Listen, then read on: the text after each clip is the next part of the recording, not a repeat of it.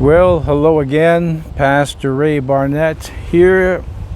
Glad that you could join with me on another edition, another lesson of God's answers for anxiety and depression. As always, I want to wish everyone a good morning, a good afternoon, or a good evening, depending on what time you're watching this broadcast. Well, first of all, it has become almost a how shall I put it? Well, I want to use the word trite because I say it so much, but if you've watched these broadcasts, you'll notice that we've had very few rainy days this summer. And now we're September the 8th, so it's coming thankfully right into the fall. Beautiful sunny day here down at the Mohawk River. Beautiful, low humidity, plenty of sunshine.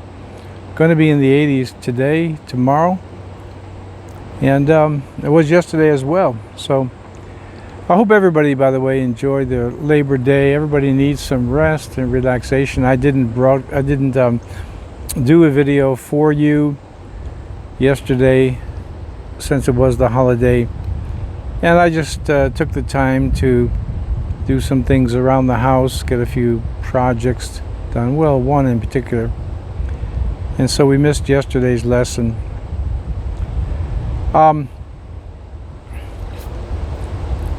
I was thinking, let me say this to you. As a preacher, I've learned over the years to not think too hard about things when I'm going to speak or when I'm going to preach, certainly. Always studying, always making sure I know, what I'm talking about on any subject. But when it comes to the leading of the Lord, of the Holy Spirit, preachers should be dependent on the leading of God. With that, there is a sense, after prayer and contemplation, there is an intuitive sense that a certain topic, or maybe while you're preaching or teaching, something comes into the mind and it becomes an intuitive sense that this is something that I need to address, or maybe I could say the Lord wants to speak to us. Now, with that in mind, I would like to state that a kind of an unusual topic. It is definitely related to anxiety and depression and mental health issues, but it's the subject of what we just classically know now as PTSD, post-traumatic stress disorder, or PTSS, PTSS, post-traumatic stress syndrome, which almost always when we hear that term, PTSD, we associate it with combat veterans. And no doubt it is certainly appropriate for those who have seen combat and seen the awful effects of war and what it does, and when you see it firsthand. And as we already know, so many soldiers come home, and maybe even initially they're acting fine, they're okay. A few weeks, few months, could be a few years later, something kicks in, and there's a depression and anxiety. I've helped and dealt with a few of these cases myself, more than a few. It could kick in, like I said, immediately. It could happen on the field of battle. And when it does, it brings with it sometimes some very serious and awful consequences. Let me give you a couple of examples before I share with you how it applies to you that have general or generalized anxiety or depression. And then there's some of you who are watching have seen combat, and perhaps you have had some residual effects, even decades later, from what you went through. Years ago, when I was in the gym working out, and I'm just the type of person, type of guy, I just talk to everybody. I can be in the elevator for 30 seconds and talk to somebody and just get into a brief conversation. I like people. I like talking to people. And I remember there was a young man, and I don't know how we connected in the conversation, which brought us to, and I think that it was he had heard my radio broadcasts, so he knew who I was when we started talking. I think that's how it went. Anyway, he was an Air Force medic. And if I recall, it was during the time of our operations in Iraq. I think so. Well, it didn't take too much observation to see how this young man was in a great deal of both depression and was showing some obvious signs of anxiety, the fidgeting, the nervousness. I shook his hand, it was sweaty. And of course, you know, both being as a pastor and also the way God made me, my personality, and then of course having been through some of those things, there's a lot of empathy. And I began talking to him, and he was describing to me what had happened to him. He was describing to me that he just got to a point where he broke down. Now this would be on the battlefield. Of course, he's in a triage or a medical hospital set up on the battlefield. And just the casualties coming in and how dramatic and of course traumatic these cases were, it finally broke him down. I believe he had a medical discharge, came home. When he came home, his condition was so serious that they had to put him on these very heavy psychotropic medications, which I've talked to you about before. And he was in a pretty bad way. Now, with respect to his condition, he really was in a place that many people are who never see combat. In other words, he was heavily medicated. He was having a great deal of difficulty coping. Again, if my memory serves me correctly, I believe he was on a complete medical disability from the service. And I really felt for this young guy. So I began sharing with him in some things that he could do or try, and we had a little bit of a conversation there. And I offered myself to him to give him some help if he wanted it.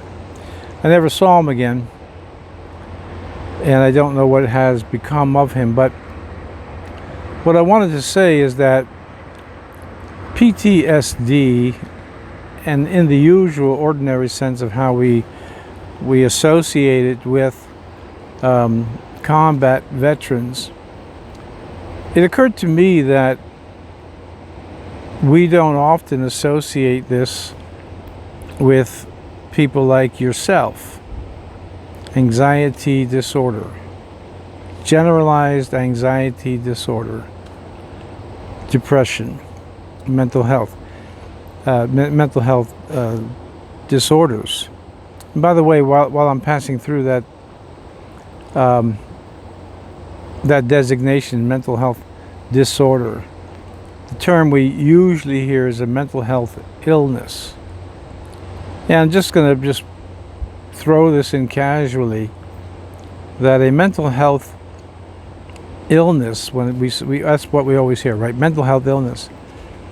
When and if illness is used metaphorically, I think that I could concede to the point that, this illness we're using it in a metaphoric sense. However, when we actually term something that is in the area of mental health and some type of disorder, and we use the word disease or illness, well, there are some in the field, medical doctors, psychiatrists, research scientists in the area of neurology, that do take issue with that application of that term. Now, of course, many don't, and there's the battle that belongs to those who are experts in the field of medicine and of neurology and so on. They can settle it. For me, I don't particularly like the designation because it has a lot to do with something that we have discussed, or I have discussed with you before, and I will certainly in the future again. It has a lot to do with this stigma of so-called mental illness. In any case, that's just an aside and just an opinion. Getting back to PTSD, we sometimes don't appreciate that when something traumatic happens in our lives, that there is a rebound or a recoil that can happen with that event. For example, the death of a loved one. I won't say it is traumatic, but it can be. Depends on circumstances and relationships and so on. Now, you have to imagine, in my 44th year of ministry, I have certainly done my share of funerals. And I have done a lot of funerals that varied from, just old age natural causes to some very serious cases. And dealing with the more serious case as an example, even though any of them could apply, come to the conclusion that, someone is undergoing trauma. And I often tell people this, which is very much in line with the point I'm trying to make today. I often tell people that, let's say, for instance, it's somebody in my church and I do the funeral, and I'll often tell them I'll call you either in a few days or I'll call you in a few weeks. Now, why would I say something like that? Well, because in the ordinary course of events, people who, again, sticking with the one illustration of a funeral, there will be a lot of people paying attention to that individual, or individuals plural, in the beginning. But as time goes on and everybody's life goes back to normal, the person with the trauma or the traumatic stress is, I'll say, left alone. And that's when more support is needed. Now, I could go through so many examples of stress caused by trauma. Again, in my case, well, not my case, the case of being a pastor, which is different than just being a preacher, itinerant preacher where you go from place to place. A pastor is a lot like being a father. And I've been 33 years here in this city where I pastor, and I have people in my congregation who have been with me for 33 years.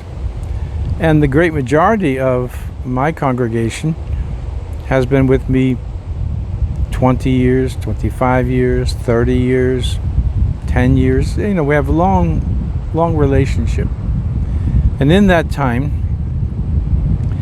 of the 43 completed years of ministry, I've dealt with every conceivable problem of human nature. With that said, it's the post-traumatic stress that I want to deal with. And again, a combat veteran, there's some of you there that are combat veterans, and you have it strictly from being in a war. But the great majority of you who deal with this particular aspect of anxiety and depression have it from some other source. Again, it could have been the death of a loved one, a divorce. It could have been from, look, I've dealt with many cases of adults who are having post-traumatic stress from being sexually abused as children. So we're talking 30 years later, sometimes 40 years later, both men and women, or I should say both women and men. So you have this event that happened 30, 35, even 40 years ago, and is still there, coming back from time to time.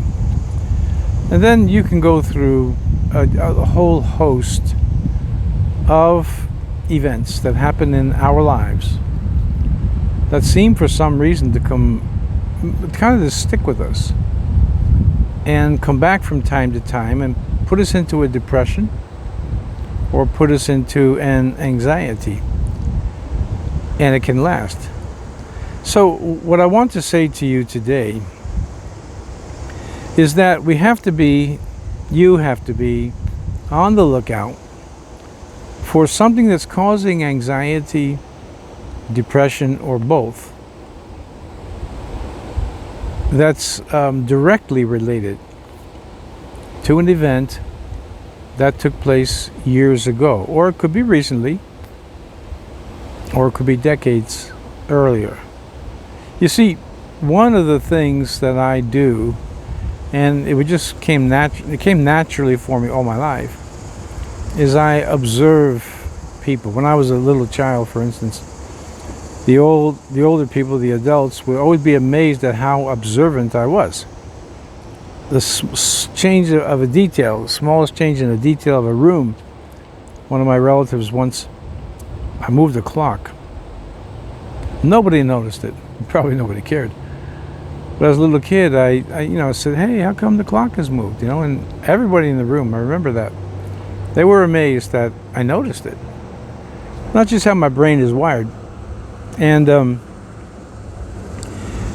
what I try to do is observe people. Disadvantage again that we have doing it this way, this class this way, is I can't really observe you to look at your body language, eye contact, non-eye contact, little tells. You see that I have a habit sometimes just touching my nose. Part of it is because I do get allergies.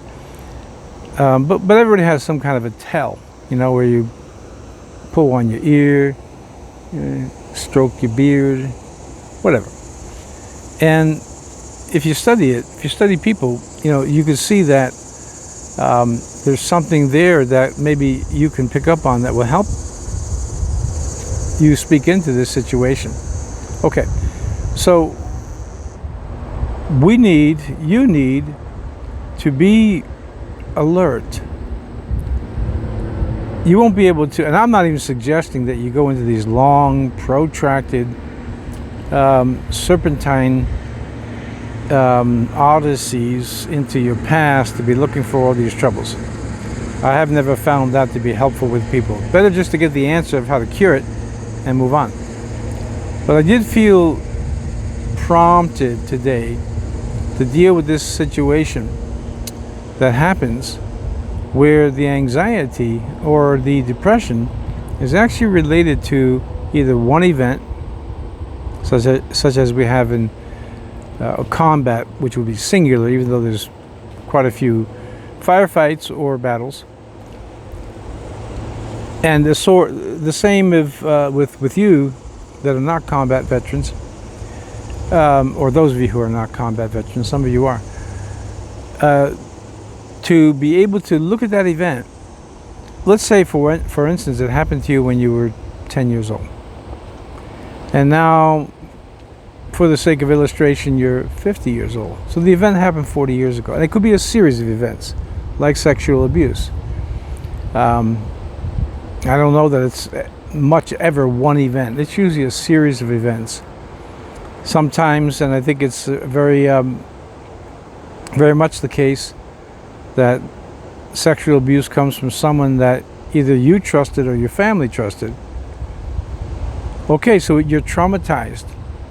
And as the years go by, you don't really either remember or realize that you're actually still showing signs. For someone like myself, who could pick up on it, related to those events, or that one event, a traumatic event that is now post, right? Post means after. It's a post-traumatic stress. Now again, I'm not recommending that you should sit down and take months and months trying to go through your history. However, I have suggested to you, if you use discursive thinking, that means you're consciously thinking on something. It's not just coming through the thought stream. Like this river here, I don't know that you can see the currents, probably can, going by me. But discursive thinking would be for me to concentrate on just a couple of waves, and that, or maybe a fish or something, where I'm sharpshooting. I'm looking in at something particular. And though I'm not suggesting you start going through your whole life and pulling it apart like it's a closet you're cleaning out. But it may be helpful through prayer and meditation and the help of God to see if there's not an event or events.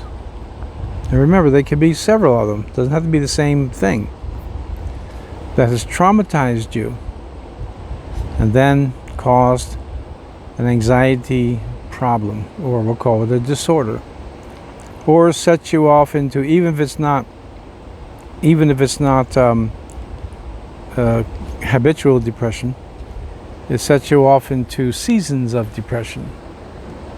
Now I'm narrowing down the subject of anxiety and depression into just one field.